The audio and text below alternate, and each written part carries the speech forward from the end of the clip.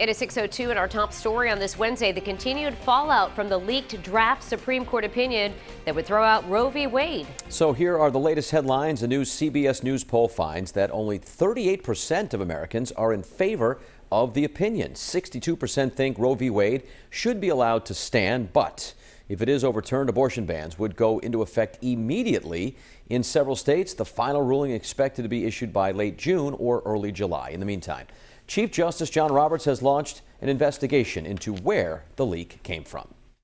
That is unprecedented. That is never heard of before, really. Supreme Court rulings don't get leaked. So I think they're going to see an investigation. I wouldn't be surprised seeing the FBI involved in this, trying to find who the leak came from.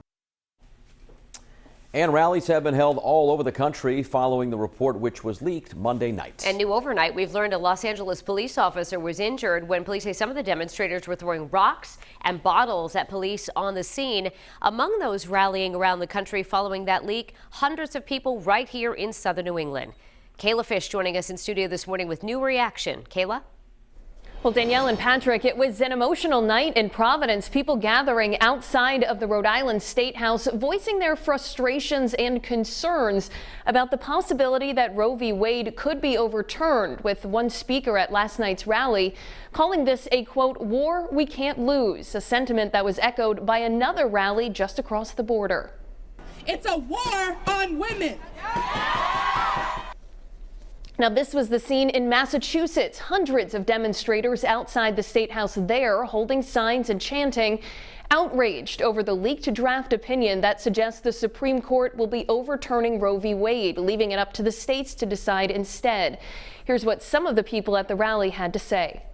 And I thought, how did I fall asleep in a time machine and end up back in 1960? Because this is just pure craziness. A lot of anger, a lot of sadness. I screamed and cried all last night, but I knew that I had to do something about it. At least we're here with the solidarity that we have people here that support each other, that are here for each other, and we're not afraid.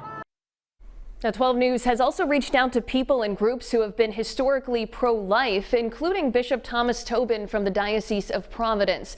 He tells 12 News he isn't commenting until the court decision is final, but in a statement, he told us that he's urging Rhode Islanders to reflect on the issue with humility, peace, and prayer. Live in studio, I'm Kayla Fish, 12 News.